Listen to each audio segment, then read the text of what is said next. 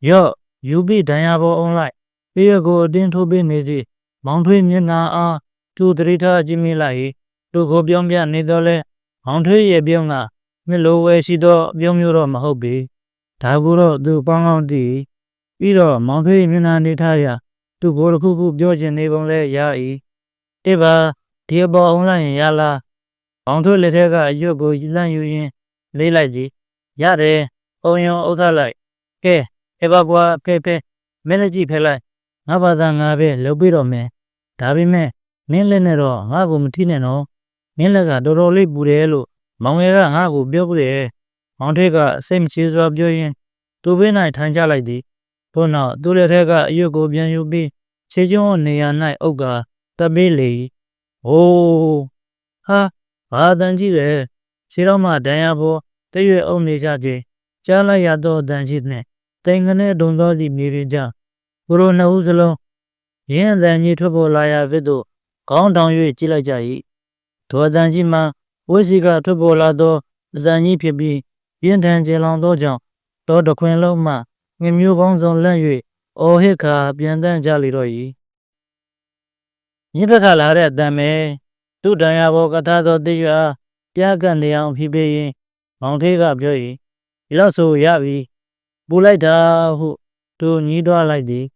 Kanani Beldonava, Tango Yuga, so you dolly me. Show me neither Dumina Jiwe, Montega beauty, Era Bayule Monte, Oro Bure,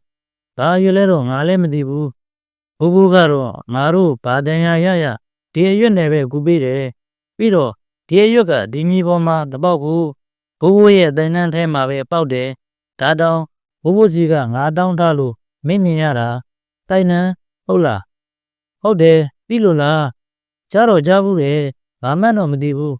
Nabu Mingale, Nanore Mandirari, Azo, Min Bugale, Mimu Mevela, Mebiora, Luinile, Nando, Who Nabioraga, Tainango Biora, Ori, Shimbu Shina Piaji, Tao Machide, Hola, Ha Lajilo Yala, Beamale. Being Winlo Miago, Tainatulo, Sentazi Daisa, Granari Bichilo, Obona Maronabaga Lebi, Paduma Winlo Miavi, Granari, Ola, Sentazi Daimagasuro, Miaji Bo, Erarigo, Minga, Mindula, Aga, Taina Deji de Avudo, Mindubagu, Aro Daunga, Tainango, Granarigo, Luyume, Taisari Malambe, Shaulanga Wabiara, Gajan. A teddy when whimsy, a junkie chilo, Yozia Taina when Mare, Neare, Daddy Kama, Bubu, Tamamho, Amaro the Gava, Taina dega tola be dude. Tazo, a canama urinary shida, Lolo diale. Posala Burabo, Posala Yingan, and Major Daisiaji the Babe. Do the dynamo papu, Josa Jane the Almimbe. Bubuye dira Beijing Kantayada. Tajang, a tema, Granary, Simbiro, Tazi Daimaga Chijang, Osana Biogalu, Male Diara. Tumabiole, Tema, Bari Chichi, Naroga, Medijimagu, Bubuga, Saja Tara Nede, China Nevi. Membiora ring at Kuma Namlebu, Pigo, Min Bubugale, Minu Chibo Mayauno, two Dinante down, Pimu in Kaimu, Nakambiazi, Other Bobe. Dubiandolai, Uzagaja, Montega Yedi. Dilo Chimbia Nirado, Minga Namale Ribugo, Talaido, Mabioro, Keke, Medaya Chile, Palole Dabio, Sissine, Chinevilla. Elo Pianide, do Goni Dalai. Erazo Canani Diadoma, Aronga, Libia Dora Suro, Tonley Dabian Seo, Ulayare, Mienjali, Najao, Idicaro do all evening night. Near and do up Pianidi, Piaganago, Lima Piadomi who do like me. Tojan, Pawan Jingo, Yamujon, the Rita Jimmy Lai, Todo Gia Maldimare, Shamo, Dune, Shapo, Rolimia, Sagaja Jabjolomi Sole, Odrosana, Shishin Yalaga, Saga Piabiole Shipi, Piro, Odrosana di, Dugo Shadu Miane, we are the Kodoli Shipi, Tonia Yale. Are Bionijana who Melici, Akule, Ogedo Makisia, ဖိုးတော်ဆန်းလာတယောက်သူတို့နှုတ်စကားပြောနေသည့်နေရာသို့လာနိုင်မလာနိုင်ကိုလှမ်းကာကြည့်လိုက်ခြင်းဖြစ်၏သူကြည့်လိုက်သောအချိန်၌ဖိုးတော်ဆန်းလာသည်မျက်စံနှင့်လုံးထွေးတပ်ဖို့လို့ကောင်းနေတော့တွင်သူတို့ကိုကြည့်မနေနဲ့တခါနှကန်းလုံးရင်အကြာကြီးပဲဘယ်သူမှဆွဲလို့မရဘူးမောမရက်ကြတယ်ဒေချာရကတော့ဒီတကာဖိုးဆန်းလာရှုံးကိုရှုံးမှာ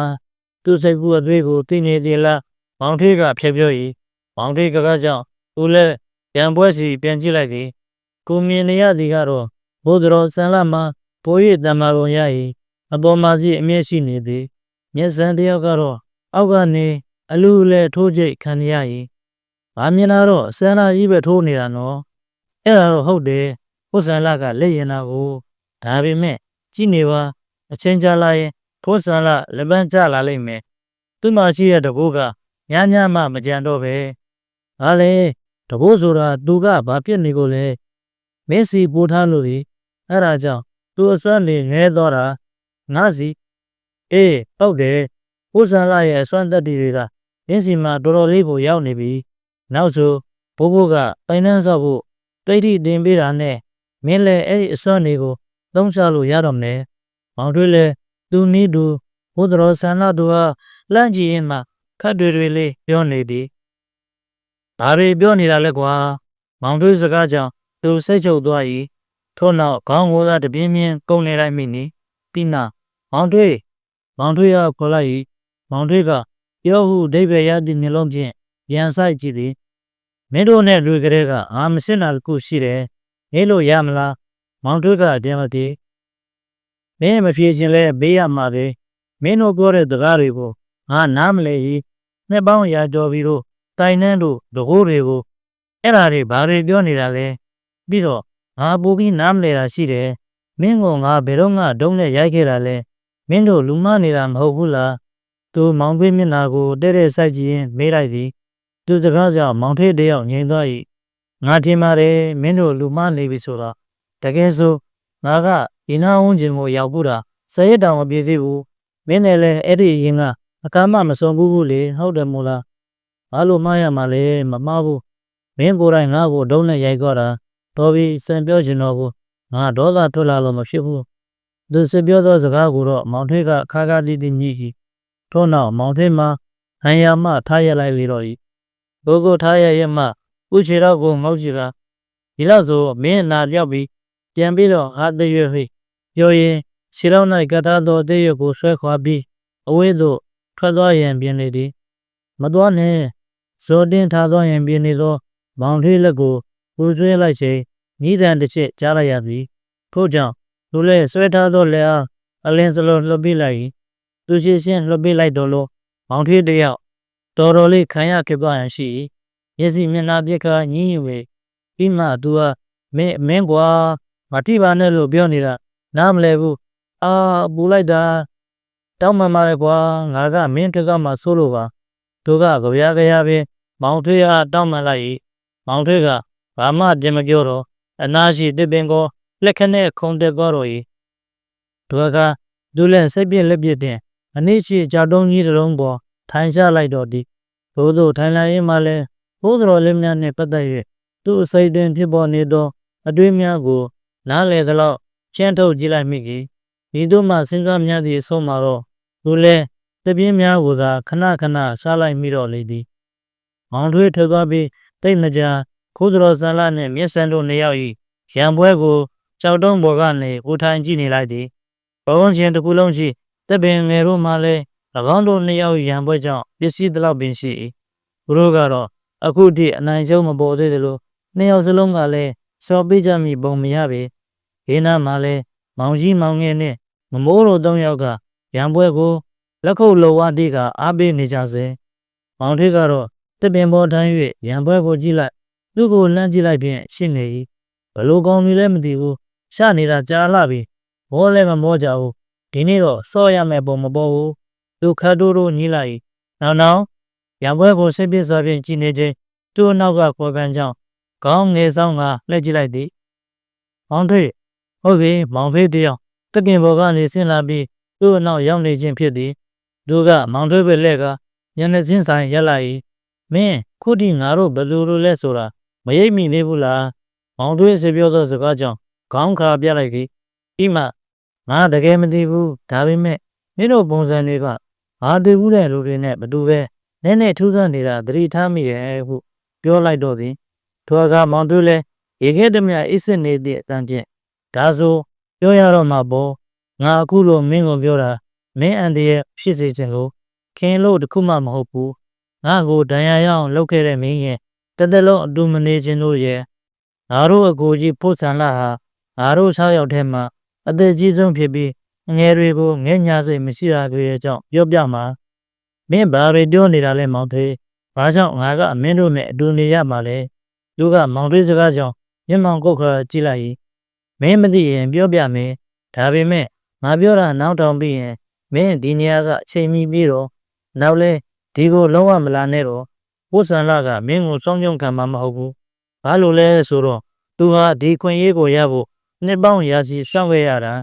သူဘလောက်ပဲစောင့်ခဲ့ပါငါကတော့မင်းကိုငါတို့နဲ့ဒူလာနီမှာလုံးဝလက်မခံနိုင်ဘူးငါလိုပဲမောင်ကြီးတို့မောင်ငယ်တို့ကလက်ခံမှာမဟုတ်ဘူးဟိုမှာကြည့်ဟိုတောင်စွန်းကြီးကိုတွေ့လားအေးမင်းအဲ့ဒီတောင်စွန်းအောင်မှာတောက်နေတဲ့ခြုံတော်ကြီးတွေကရုံပြူလေးကိုဖမ်းခဲ့တယ်မဟုတ်လားသူတို့နဲ့တော်ဝှေ့ရှိကြောက်ဆောင်ကြီးကိုလက်ညှိုးထိုးပြကပြောလိုက်သည့်မောင်ခွေးစကားကြောင့်ထိတ်တင်တန့်အောင်အလန့်ကြည့်လိုက်သည်၆တောင်ကြီးကိုတော့မြင်နေရ၏ခြုံပင်များကိုတော့ဦးရှိကကန်နေသောတောကြောင့်မြင်ရပေသို့သောကြောက်ဆောင်ကြီးကိုသေချာတိုက်ကြည့်ပြီးနောက်မှာတော့ထိုနေရာကိုသူမှတ်မိလာသည်ခြုံထဲမှာပိတ်မိနေသောရုံပြူလေးကိုဖမ်းဖို့အတွက်သူစူးစမ်းခဲ့သည့်နေရာထိုကြောက်ဆောင်ကြီးပတ်ဝန်းကျင်မှာဖြစ်၏ဒါဆိုထိုနေရာ၌ခလန်းလန်း၌သူနှင့်ဥပလာတို့ဆင်းခဲ့သည့်ရှိုးလဲရှိရမည်ဟုတွေးလိုက်မိရှိုးမှဆင်းပြီးကုန်းတစ်ခုပေါ်တက်လင်းလဲရှင်ပြူရှင်လာဘုရားပေါ်သို့ရောက်နိုင်၏သူနှင့်ဥပလာတို့နှစ်ဦးသွားခဲ့ကြ၏နောက်ပိုင်းသူမိခင်ကြီးနှင့်ဤဘုရားသို့စတင်လာရောက်ဖူးမြော်သည့်နေ့ကလည်းသူသည်တော်ကိုခေါ်၍ရှိုးနေရာကိုစားကြည့်သည်ဒါပေမဲ့မျက်စိလည်းပြီးမတွေ့ရနောက်တော့ဇေယျပြည့်ကြီးရှိနေသောတကုနေရာသို့ရောက်လာကဘုန်းတော်ဆန္လာတို့နှင့်စုံခဲ့ရခြင်းဖြစ်သည်ထို့ကြောင့်လူလည်းမှတ်မိတယ်ငါယုံပြူလေးဖမ်းမှုလောက်ခဲ့တဲ့နေရာပဲအေးအဲ့ဒီနေ့ကယုံကိုမမိတာနဲ့တပ်ပင်တွေကိုရိုက်ချိုးဖြစ်စီသွားတာကိုရောမင်းမှတ်မိသေးလားမှတ်မိတယ်လေအဲ့ဒါနဲ့မင်းလက်ကတိုင်ရဘာဆိုင်လဲဘိုးမောင်ထွေးစကားကြောင့်ခွန်းတုံးပြန်မေးလိုက်သည်ဘခါမောင်ထွေးလည်းဆိုင်နေကွာဆိုင်နေအဲ့ဒီနေ့ကငါတို့ညီကိုတွေအဲ့ဒီခြုံနာမှာစော့နေတော့မင်းကရုပ်ဖမ်းမှုလုပ်နေတာအဲ့ဒီမှာမိခါနီးစဲစဲယုံလေးထပြေးလို့ရအောင်ဖို့ဆန်လာကလှုပ်ပေးလိုက်တယ်ဒါကိုမင်းကမကြင်မနှက်ဖြစ်ပြီးဒေါသကြောင့်နားမှာရှိတဲ့အပင်တွေကိုဒုံးနဲ့ရိုက်ချိုးပစ်တယ်အေးအဲ့ဒီမင်းရိုက်ချိုးဖြစ်စီခဲ့တဲ့တပင်ငယ်တွေထဲမှာရှင်တငယ်ကမုံဆိုတဲ့အပင်ငယ်တစ်ပင်ရဲ့အရွက်တရွက်ရက်ပါသွားတာကိုမင်းမသိဘူးမို့လားအဲ့ဒီကမုံပင်မှာငါရဲ့အပြစ်ဒီတယ်ခွအေးငါလိုပဲကြံတဲ့ညီအကိုတွေအားလုံးလဲဒီတော့ဒီနေရာတစ်ဝိုက်မှာရှိတဲ့ရှင်တငယ်ကမုံပင်တွေထဲမှာအသက်တင်နေသူကြီးပဲအဲ့ဒါကိုမင်းကမသိပဲရိုက်ချိုးဖြစ်စီခဲ့လို့ငါမှဒဏ်ရာအပြင်းထန်ရသွားတယ်တော်ရတာပေါ်မင်းထွက်သွားတာမြန်လို့စိတ်ရိုက်နေဟာတည်သွားနိုင်တယ်ဒီလိုလေးဖြစ်တာတော့ငါမှရူးလိုက်နေတာပဲငါငိုတန်းကြောင့်ဘိုးဘိုးထွက်လာပြီးဦးစိမ့်မှတက်တာနောက်တော့ဘာတို့ညီကိုတွေဟာမင်းကိုငါတရားနဲ့ပတ်သက်ပြီးလက်စားချေဖို့တိုင်ပင်ကြတယ်ဆိုတာကလည်းဘာတို့ရဲ့ထုံးစံတိုင်းပဲကတန်းစီလူစားလဲသလိုဟုတ်ကြဖို့ပေါ့အဲ့ဒီမှာဘာတို့ထဲမှာအသက်ကြီးကောင်းဖြစ်တဲ့ဘိုးဆန်လာကနင်းရဲ့ဝိညာဉ်ကိုနှုတ်ပြီးသူ့ရဲ့နေရာဖြစ်တဲ့ဟောဒီဇေယျပြည့်ကြီးဘေးနာရှင်သမီးကမုံမှာထဲဖို့ပြောလာတယ်။ဓမ္မစဉ်အတိုင်းဆိုရင်တော့ဒီပြောတာမမှားပါဘူး။ဒါပေမဲ့အားကဖြစ်စင်တော့မဟုတ်တာ။ကြက်ခံနေရတဲ့တတန်းလဲတရားမှမစစ်ကြသေးဘူး။နင်းကိုပြပေးခြင်းလို့သာလောက်ကြမှာ။ဒါကြောင့်လူစားလင်းရင်လည်းဒီခွင့်ရေးကိုငါပဲရတဲ့နေဆိုပြီးငါကပြောတယ်။ငါရတဲ့နေလို့လဲလုံးဝယူဆတယ်။ဒီလိုနဲ့ငါနဲ့ဖိုးဆန်လာတော့မင်းနဲ့လူစားလဲကိုရေးလူလဲတဲ့နဲ့ဘာလဲတဲ့နဲ့စီပြီးစကားများကြတယ်နောက်တော့အဆုံးပြခံယူဖို့ဘိုးဘိုးစီသွားတဲ့အခါဘိုးဘိုးကဘိုးဆန်လာကိုပဲလူစားလဲကိုပြင်းပြပေးလိုက်တယ်ကျန်တဲ့သူတွေကလည်းဘိုးဆန်လာဓာတ်စီးနေချိန်အနောက်ချစ်မရှိအောင်ငူညီပေးရမယ်လို့မိန့်ပြန်တယ်ဘိုးဘိုးရဲ့အမိတ်ဆိုတော့ ဘာလဲမလုံးဆန်းဟုံးဘူးဘိုးဘိုးကိုယ်တိုင်ခွင့်ပြုထားတာမို့ပိုးဆန်လာကလည်းပြီးကျန်တဲ့သူတွေကလည်းမင်းရဲ့ခန္ဓာကိုယ်ကိုထိလို့မရဘူးထိတာနဲ့ငရဲမိနဲ့တို့ခံရသလိုပူတဲ့အတန်မျိုးခံစားရတာပြီးတော့ဘိုးဘိုးဆုံးဖြတ်ထားတဲ့အမိန့်ကိုပစ္စည်းအောင်လုပ်တဲ့သူဟာလည်းဘိုးဘိုးရဲ့ဒဏ်ခတ်ခြင်းကိုခံရတတ်တယ်ဘိုးဆန်လာကတော့ပြောတာပေါ့သူ့နေရာမှာမင်းဝင်တာနဲ့သူကဒီဘွားကကြွပြီးအရှားဘွားအသစ်တစ်ခုမှနေခွင့်ရတော့မှာမို့လေငါကတော့မပြောဘူးဘိုးဆန်လာမတရားဘူးလို့ပဲထင်တယ်ဒါပေမဲ့မကျဉ်းတဲ့အကြောင်းကိုစိတ်ထဲမှာပဲထားလိုက်တယ်ဒါကိုဘိုးဆန်လာကပြင်းမိပုံရတယ်ငါအချင်းတွေကိုမျက်ခြေမပြတ်စောင့်ကြည့်နေတာဒီလိုနဲ့နောက်3ရက်လောက်နေတော့မင်းနဲ့မင်းအမေတို့ဘုရားကိုရောက်လာတဲ့အကြောင်းဘိုးဆန်လာတို့ကိုရေဆောင်ဘလူကအသိပေးတယ်ငါကဒဏ်ရာကိုဆေးုံဖို့ဘိုးဘိုးစီရောက်နေတဲ့အချိန်လေးဖြစ်ရှင်တော့မင်းဟာမင်းရဲ့ထိန်းတော်ကြီးကိုခေါ်ပြီးဟိုတနေ့ကယုံလေးကိုထပ်တွေ့လို့သူများဘုရားနောက်ကိုဆင်းလာတယ်အဲ့ဒီကမှဘိုးဆန်လာကသူ့ရဲ့တကိုးနဲ့ရင်လာခဲ့တဲ့လမ်းကိုမျက်စိလဲအောင်လုပ်ပြီးဒီစဲကြီးနားတည်းမင်းတို့ရောက်လာအောင်စက်ကပေါ်လာတာပဲဇေယနာရောက်ရင်မင်းရဲ့ဝိညာဉ်ကိုနှုတ်မယ်ပြီးတာနဲ့သူ့ရဲ့အသက်တည်ထားတဲ့ဇေယနောက်ဘက်ကရှင်တငယ်ကမုန်းထဲမှာထဲ့မယ်ဆိုပြီးတော့လေဒါပေမဲ့ဘုဆန်လာတင်ကြလို့ဖြစ်မလာဘူးဘာကြောင့်လဲဆိုတော့တခြားလူပုဂ္ဂိုလ်တွေနဲ့မတူတဲ့မင်းရဲ့မျိုးရိုးမင်းရဲ့ဘုံချိန်ကန်ချိန်ကြောင့်မင်းသူများတွေကိုတို့ရင်ဘိုးဘိုးစီကအမိတ်ရတာနဲ့ဘာလို့မှရှိတဲ့စွမ်းနဲ့လူစားလဲလို့တန်းရပေမဲ့မင်းကိုတော့အဲ့ဒီလိုလုပ်လို့မရဘူးဒါကြောင့်မင်းနဲ့ဘိုးဆန်လာတော့စတင်ဆုံးတဲ့နေကလေးကမင်းရဲ့အသက်ကိုလွယ်တကူနှုတ်မရမှန်းဘိုးဆန်လာကဒီတော့တယ်ဒါကြောင့်မင်းနဲ့ရင်းနှီးအောင်လုပ်ပြီးရိုးအသားအသွေးတွေကိုရှုံပြီးဓာတ်စီစေဖို့လုပ်တယ်ဓာတ်စီခြင်းရလေလေမင်းရဲ့ဝိညာဉ်တွေ့ဖို့ဉာဏ်လေလေပဲဒါကြောင့်သဘောဆွမ်းကိုပို့ပြီးသုံးစားလို့ရတဲ့ညနေပိုင်းမှာမင်းနေတဲ့ဘုံကျောင်းစီလာပြီးဓာတ်စီဖို့ကြိုးစားသေးတယ်အဲ့ဒီမှာလဲမင်းနေတဲ့ဘုံကျောင်းတွေကိုဝင်ဖို့ကြိုးစားကြသေးတယ်အဆောင်ရှောက်တွေကတားမြစ်လို့ပရမရဲ့မှာပဲဘိုးဆန်လာနဲ့ငါတို့အားလုံးလှည့်ပြန်ခဲ့ရရင်နေအဲ့ဒီလိုညာပိုင်းမှာမင်းအနားမှာနေပြီးဓာတ်စီလို့ရရင်မင်းလည်းအခုချိန်တိုင်နှက်မှာငါတို့လိုတိုက်ဆောင်ခြင်းတငယ်တို့ဖြစ်နေတာကြားပြီးပေါ့ဒါပေမဲ့ငါကအဲ့ဒီလိုတော့ဖြစ်ခံမှာမဟုတ်ဘူးမင်းကငါနဲ့အတူတိုင်နှက်အဆောင်ဖို့အတွက်လည်းလက်သက်မခံနိုင်ဘူးမင်းနဲ့လည်းညီကိုမတော်ချင်ဘူးဟုပြောလေတော့ဤသို့ပြောရင်ဘောင်ထွေးမှာသူ့ကိုစားတော့မတတ်မျက်လုံးစိမ်းကြီးများဖြင့်ဒေါသတကြီးစိုက်ကြည့်နေလေတော့ဤအခုလဲမောင်ထွေးပြောသည်များကိုအားသိစွာနားထောင်ရင်တဖြည်းဖြည်းသဘောပေါက်လာ၏မောင်ထွေးပြောသည့်အတိုင်းဆိုသူရှိမှရှိနေသောမောင်ထွေးအပါဝင်ခိုးစတော်လေးများသည်သူ့လိုလူသားစင်စစ်များမဟုတ်ရှာလူသားရောင်ဆောင်ထားသောတိုင်နှန်းဆောင်ပရလောကသားများသာဖြစ်ကြ၏ဒါဆိုမင်းတို့ကငါလိုလူသားမဟုတ်ဘူးပေါ့ဟုတ်လားအမေမောင်ထွေးမျက်နှာကိုစိုက်ကြည့်ရင်းကနေသူကတုံရှိမေးလိုက်၏ထိုကဲ့သို့မေးရင်မှလည်းလူအဖြစ်ကိုပြန်တွေးမိပြီးတတိလလောအထိတ်တလန့်ပေါ်ဟဲလိုက်တော့၏ထို့နောက်သူခန္ဓာကိုယ်တစ်ခုလုံးသည်ကိုရအောင်တဲ့ပြုတ်ကြသည့်လူတစ်ယောက်ကဲ့သို့ဆက်ဖြင်းဖြစ်လာပြီးစက်တီးလုံးများ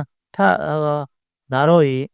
ထို့အပြင်မွေးကြိုင်တင်းပြတ်နေသောဧကရကဲ့သို့လောဘများ၏အနှံ့တဲ့နေရာ၌လဲပုတ်အဲနံစောသောစိမ့်ချေခြင်းနှံများကစားတော်ဝင်ရောက်လာကပဝန်းကျင်တစ်ခုလုံးနံစောသွားတော့သည်ထွေးဩဟင့်ရုတ်တရက်ပေါ်လာသောနန်းဆိုးများကြောင့်သူအန်ရှာလိုက်မိထို့သို့အန်ရင်မှလည်းညနေရှင်းဆိုင်ကြီးမောင်ဖေးထံမှနီးတော်အတန်ကိုကြားလိုက်ရ၍လှမ်းကြည့်လိုက်ရာမောင်ထွေး၏မျက်နှာသည်ကလေးငယ်တို့၏အသွင်ပြင်ကနေအိုမင်းရင်ရော်နေသည့်ဟိုးကြီးတို့အသွင်အားရှစ်ရှင်းဆိုကလေးပြောင်းလဲလျက်ရှိနေ၏ထို့အပြင်၎င်း၏လက်မျက်ရှေတော်များစီမှလည်းတင့်မြက်ကဲ့သို့အမြင်များရှေလျားသာထက်လာပြီးထိုအမြင်များသည်မြေကြီးထဲတဖြည်းဖြည်းဆိုက်ဝင်ကနေလေ၏ဟောမောင်ထွေးကိုကြည့်ပြီးလက်ငါခေါ်လိုက်နေချိန်ပါဇက်ထဲလောင်းကနေဝင်လာသောအနှံစုံများကြောင့်ဒုတိယတစ်ချိန်ပြုတ်ကအန်ချလိုက်မိထို့နောက်သူပါဇက်နှင့်၎င်းကိုလက်ဖြင့်အုပ်ကပိတ်လိုက်ပြီးမောင်ထွေးအားကြည့်လိုက်တော့သူရရှိနေသောအနှံစုံများမှလည်းမောင်ထွေးမျက်လုံးများမှစီးကြလာသောသစ်စေးကဲ့သို့မျက်ရည်များစီမှထွက်ပေါ်လာသည့်နာများဖြစ်ကြောင်းသတိထားမိလိုက်တော့သည်မောင်ထွေးသည်၎င်းတို့ချင်းဆောင်ထင်းရမည့်စီကံကိုချိုးပြသောကြောင့်တိုက်ချို့ဘိုးကြီးချိန်စာမိကတခြားပင်ကြီးဘဝသို့ အဖြည်းဖြည်းပြောင်းလဲနေလေပြီ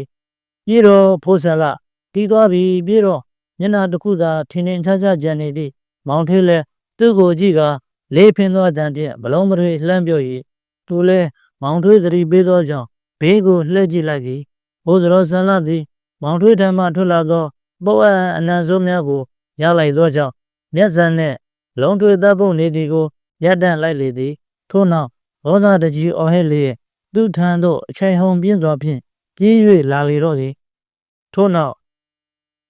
ကြံသည့်ဘိုးတော်လေးများပါပြေး၍လိုက်လာကြလေတော့၏ရေးလေသူ့ထံပြေးလာနေသောဘိုးတော်ဇန်လာတို့အားจิตသေးသေးကကြည့်နေလိုက်ခြင်းဘေးကနေထွက်လာသောမောင်တို့၏အတန်ခက်ရဲကြောင့်အရိဝင်လာပြီးနောက်သို့လှည့်ပြေးလိုက်ခြင်းဘုံရှောက်တစ်ဖက်ကျင်နေဖြစ်သွားပြီးလူကမြေပြင်ပေါ်ခွေးခောက်လဲသွား၏ခန္ဓာကိုယ်တစ်ခုလုံးလည်းရစရာမရှိအောင်ပုံးပယ်သွားသည်ကျိုးနာလိုက်တာစောက်စိတ်ကြောင့်လွတ်လပ်ကြည့်ရမှစောစောကသူထိုင်ခဲ့သည့်ကြောက်တုံးကြီးကိုဝင်တိုက်မိသွားသည်ညာချီတော့ကိုပင်ထက်မှန်ခိုက်မိသွားလေတော့၏ဟာရဲတန်းကြောင့်မောကြီးတော့သူကောင်းပေါ်ဝဲပြန်နေသည့်ဖိုးတော်လေး၅ပါးကိုအနိကတွေးလိုက်ရသည်ထိုထဲမှဖိုးတော်ဆန်လာသည်သူမျက်နှာနှင့်တလန်းများအကွာဝေးကနေစောက်ထိုးဝဲပြန်ကတဟိတာရဲမောပြလေ၏ဆန်လာမင်းဟာသူဆန်လာကိုတောင်းမှန်သည့်မျက်လုံးများဖြင့်တနာခံကကြည့်လိုက်၏ဆန်လာကရဲမောနေတော့မြင်သူ့မျက်လုံးထဲမှညီရင်များပါပြင်ပေါ်စီးကြလာသည်နောက်ကိုမတက်ပါနဲ့မတက်နဲ့ဟီးဆန်လာကဂိမ်းမဆိုင်ညီပြင်ပေါ်ဆင်း၍သူ့ချစ်တဲ့၌ရက်လိုက်လေသည်မင်းကိုငါအခုတက်လို့လည်းမရဘူးငါဆန္ဒမပြေမချင်းလဲမင်းဒေသွားလို့လည်းမရဘူးငါပြန်ခြင်းနဲ့မင်းဘယ်မှသွားလို့မရဘူးငါခွင့်မပြုပဲဘယ်မှမသွားရဘူးဆန်လာကသူ့ကိုငေါ့ကြည့်ရင်ပြောသည်ငါမနေချင်ဘူးငါပြန်မယ်မင်းနဲ့မနေဘူးပြန်မယ်ငါမေစီပြန်မယ်ကျွအန်ကိုကြည့်၍ထိုနေရာမှထားဖို့မြင်လိုက်၏မရတော့သူ့ညာဘက်ခြေထောက်ကလုံးဝထောက်လို့မရတော့ပြီဟာဘုဒ္ဓတော်ဆန်လာသည်သူ့ကိုကြည့်ပြီးဦးလိုက်တဲလိုက်ရဲမောလေတော့၏ထို့နောက်ရှစ်တလန်းချီတို့ကရက်လိုက်ပြီးသူ၏လက်ကိုဆွဲကန်ရန်ပြင်လိုက်ချိန်သူလည်းမျက်စိကိုဇုံမိတ်ချလိုက်တော့၏သားတော်ဘုံသားတော်သူအခေါ်နေသည့်မိခင်ကြီးရဲ့တန်ကြောင့်ဝမ်းသာစွာဖြင့်မျက်လုံးများကိုရုတ်တရက်ပြန်ဖွင့်ကြည့်လိုက်ချိန်ဖိုးတော်ဆန်လာပါဝင်ကြံသည့်ဖိုးတော်များအလုံးသူ့ရှင်မှရုတ်တရက်ပျောက်သွားကြ၏တခြားပင်ဖြစ်သွားသည့်မောင်ထွေးကိုလည်းကိုနေရာ၌လုံးဝမတွေ့ရတော့ပေထို့အပြင်ပဝဲနန်းစော်နေသည့်အနှံ့တင်များလည်းချက်ချင်းပျောက်သွားကဧကရက်ပန်းရနံများပြန်လည်၍ရရှိလာတော့၏သူကဆန်လာတော်အုပ်စုကိုပြစ်လို့တွင်ညာလိုက်ချကြည့်သေး၏လုံးဝမတွေ့ရတော့၎င်းတို့ကမတွေ့ရတော့လဲမကြေမချမ်းတောက်ခေါက်တန်တစ်ချက်ကိုမူသူနာတဲ့ကြားပြအောင်ကြားလိုက်ရ၏ထိုတန်ကြောင့်၎င်းတို့သည်ဘုနာတောင်းခြင်းမှရှိနေသေးသည်သွဆမိလိုက်၏သားတော်ဘယ်မှာလဲမင်းသားလေးဒါလေးပေးပါဖေဟာမိခင်ကြီးနဲ့အိမ်တော်ထင်းကြီးဦးဘာလာတို့အတန်များဖြစ်သည်သားတော်ဘယ်မှာလဲမဲအောင်ဒီဘက်မှာကျွသူလည်းမိခင်ကြီးအတန်ကြရပဲလက်ကြည့်ပြီးပြန်ထုလိုက်၏သို့သောအော်ဟစ်ငိုထားသည်ကြောင့်သူ့အတန်ကပြာပြီးသိမ့်မထွက်ရှင်တော့သားတော်လားဒါကိုပင်မိခင်ကြီးကသားစောဖြင့်ကြားဖြစ်အောင်ကြ၏ထိုအခါသူလည်းနားမရှိသောခဲလုံးကြီးတစ်လုံးကိုကောက်၍ရှုံပင်များတဲ့ပြစ်ထည့်လိုက်၏ဖြောကနေတန်နှင့်အတူခဲလုံးအချိန်ကြောင့်ရှုံပင်အုပ်ကရမ်းခါသွားသည်နောင်မဲသားလေးလားအခုခဲနဲ့ပြစ်တာသားလေးလားလှုပ်ရှားသွားသောခြုံပင်အုပ်ကိုကြည့်၍မိခင်ကြီးမှာ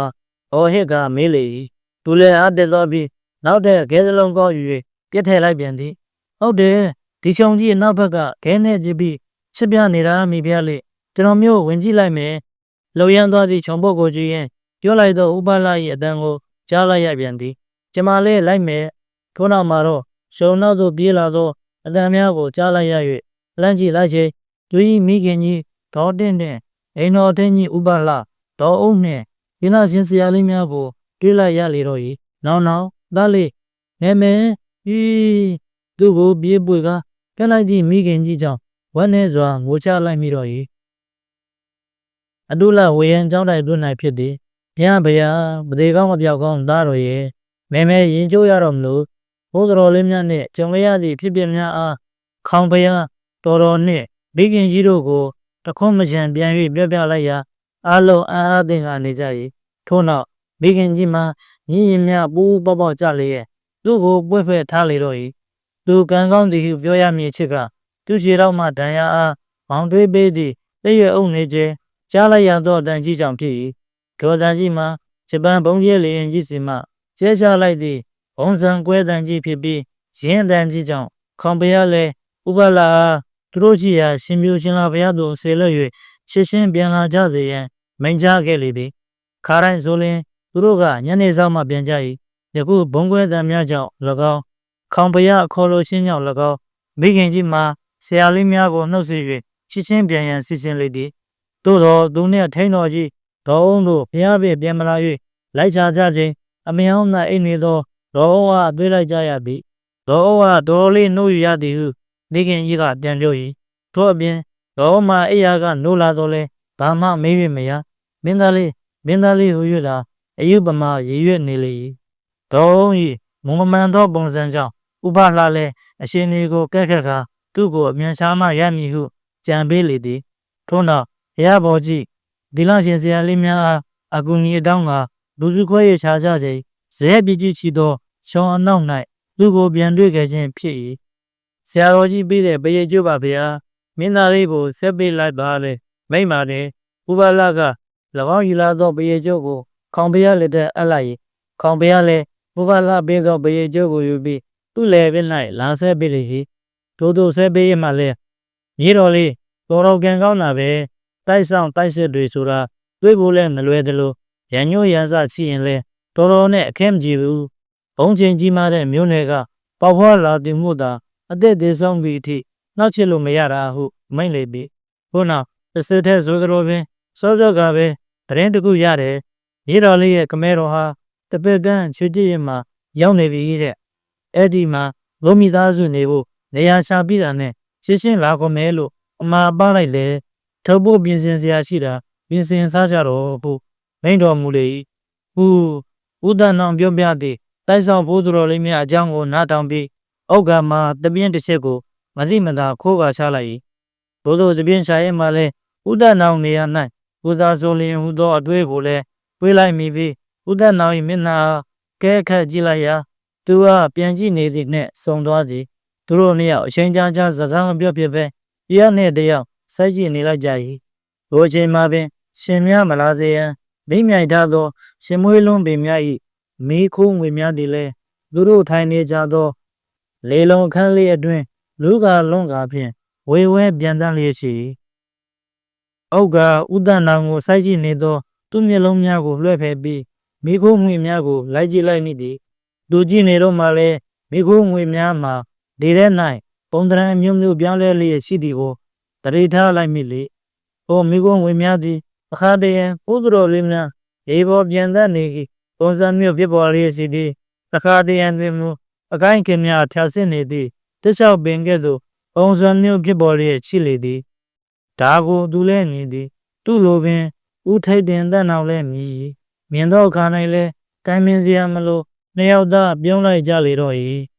ဇလန်းလေးကတော့ဤတွင်ပြီးဆုံးပါပြီအားလုံးပဲကျမ်းမာချမ်းသာကြပါစေ